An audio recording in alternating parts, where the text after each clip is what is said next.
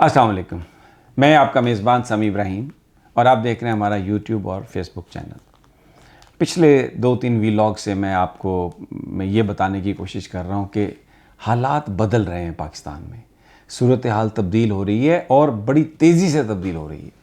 Peoples party اور نون league کے بیچ top level پہ زرداری اور نواز شریف کے لیول پہ تو ابھی کوئی بظاہر کوئی ایسی چیز سامنے نہیں آئی جس سے ہم یہ کہیں کہ ان کا بھی آپس میں کوئی توں تڑا ہوئی ہے یا کوئی جھگڑا مگڑا، لیکن لوور لیول پہ ہمیں نظر آ رہی ہیں چیزیں۔ آج خواجہ آصف اور شہری رحمان کے بیچ ایک ایسے ایشو پر جھڑپ ہوئی ہے اسمبلی میں جو کہ نان ایشو تھا، لیکن اٹ جسٹ شوز کہ فرسٹریشن کتنی زیادہ ہے۔ اور اس وقت جو کہانی چل رہی ہے اس میں سپریم کورٹ آف پاکستان سے جو خبریں کل بھی ہم نے آپ کو خبر دی تھی اور آج پھر یہ دے رہے ہیں کہ وہاں پر لسٹیں بننا شروع ہو گئی ہیں۔ اب کس کس نے کیا فائدہ اٹھایا نیب کے قوانین میں ترمیم کے بعد، کس نے اپنی جان چھڑائی، بلکہ آج اعجاز الاحسن صاحب جو سینئر جج ہیں سپریم کورٹ کے، انہوں نے تو کہا کہ اب کوئی ایسا بندہ ہے جو رہ گیا ہو اس یہ بینیفٹ لینے سے، جو یہ آئین میں جو ترامیم کی بات کی گئی ہے۔ ویری انٹرسٹنگ، اور اس میں نظر آ رہا ہے کہ سپریم کورٹ آف پاکستان کیا فیصلہ کرے گی۔ دوسری جانب پنڈی کی طرف سے یہ اطلاعات ہیں کہ عام انتخابات کے حوالے سے وہاں پر ایک سوچ پائی جا رہی ہے کہ اگر عوام کی اکثریت، جیسا کہ حالیہ 2 ضمنی انتخابات میں سامنے آئی ہے بات کہ وہ عمران خان کے ساتھ ہے، وہ الیکشن چاہتی ہے، تو وہاں سے یہ اطلاعات آ رہی ہیں کہ کسی قیمت پر بھی جو عوامی رائے ہے، جو عوامی امنگیں ہیں،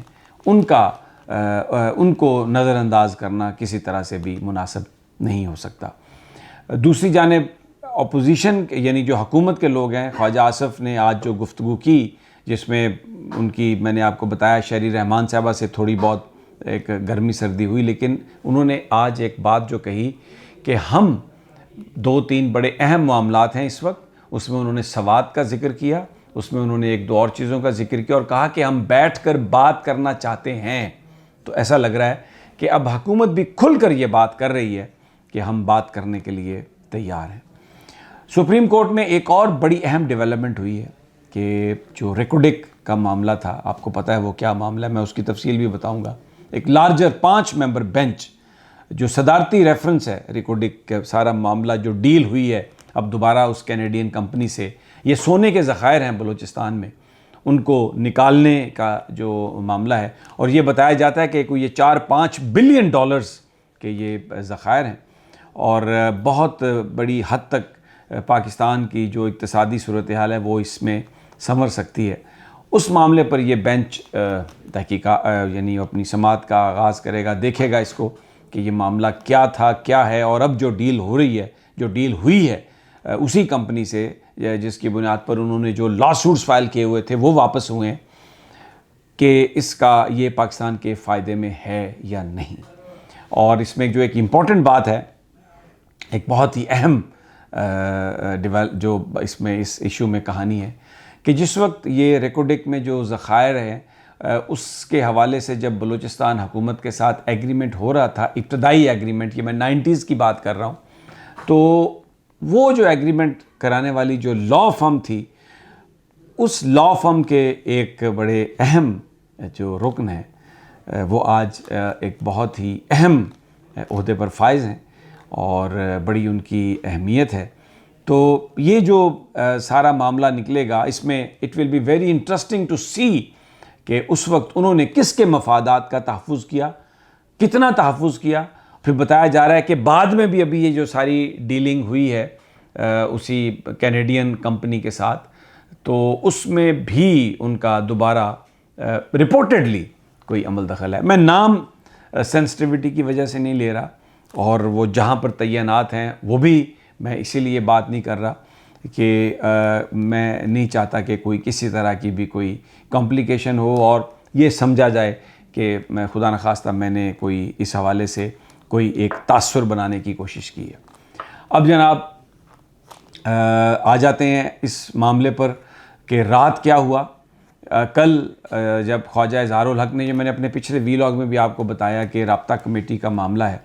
تو جب یہ ساری بات سامنے آئی اور شہباز شریف صاحب کی ملاقات ہو گئی ان کے ساتھ، جو ابھی مزید تفصیلات ہمیں ملی ہیں خالد مقبول صدیقی کی، کامران ٹیسوری کی، تو اس کے بعد شہباز شریف گئے مولانا فضل الرحمان کے پاس، وزیر اعظم پاکستان. ان کے ساتھ ایک ملاقات ہوئی اور ایم کیو ایم کا معاملہ جو تھا وہ ڈسکس ہوا. اس کے بعد وہاں سے ہی مولانا فضل الرحمان نے جناب نواز شریف صاحب سے، جو اس وقت لندن میں ہیں، ان سے بات ہوئی. یہ بڑا سیریس معاملہ ہے،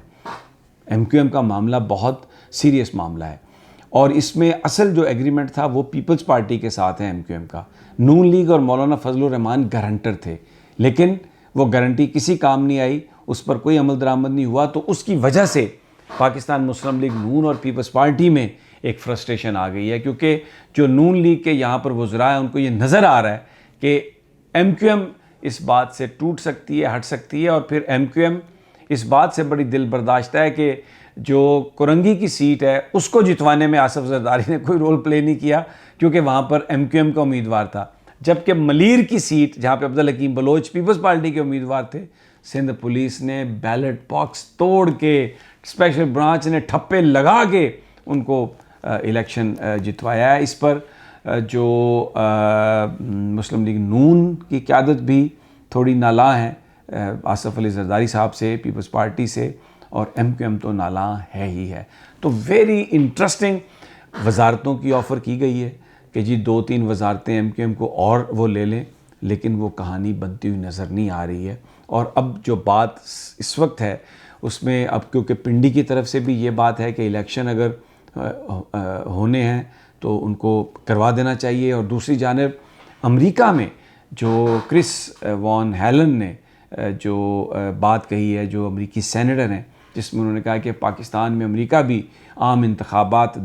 دیکھنا چاہتا ہے، شفاف انتخابات. تو پاکستان میں ایک اب اس وقت ایک وائب ہے، ایک اب پرسیپشن بن گیا کہ انٹرنیشنل اسٹیبلشمنٹ نے، امریکہ نے بھی یہ کہا ہے پاکستان کو کہ آپ الیکشن کی طرف جائیں، اس لیے کہ کوئی بھی ایسی گورنمنٹ جو ان پاپولر ہو اور جس میں سسٹم کولیپس کر سکتا ہو. کیونکہ اسحاق ڈار صاحب جب آئے تو شروع میں ڈالر اور روپے کی جو قیمت تھی اس میں روپے نے کچھ گین کیا، لیکن ابھی کیا ہے کہ ڈالر پھر دوبارہ اوپر جانا شروع ہو گیا. آج بھی کوئی 1.5 روپیہ ڈالر کی قیمت میں اضافہ ہوا ہے. تو وہ جو ایک فیک تھوڑا سا اچیومنٹ اس حکومت کی نظر آئی تھی وہ ایویپوریٹ ہونے لگ گئی ہے. تو امریکہ بھی نہیں چاہتا کہ پاکستان میں چیزیں کولیپس کریں، کیونکہ اس وقت ریجن میں جو بہت ساری قوتیں ہیں، جن میں رشیا ہے، جن میں چائنا ہے، جن میں ایرانین انفلوئنس ہے، اور بہت ساری چیزیں ہیں، کہ یہ ایک نیوکلیئر اسٹیٹ ہے. کہیں ایسا نہ ہو کہ اس ساری صورتحال کا کوئی اور گروپ، کوئی اور ملک اس کا کوئی فائدہ اٹھا لے. تو وہ بھی چاہتے ہیں کہ الیکشن ہو. تو یہ جو کہانی ہے اگلی الیکشن والی، یہ کوئی بہت لمبی ہمیں نظر نہیں آ رہی. اگلے چند دن جو ہیں وہ بہت اہم ہیں، اور کسی طرح کی بھی اناؤنسمنٹ اس میں ہو سکتی ہے، اور ہم آپ کو انشاءاللہ تازہ ترین اور لمحہ بلمحہ آپ کو خبریں پہنچاتے رہیں گے. اجازت دیجیے اگلی ویڈیو تک. اللہ نگہبان.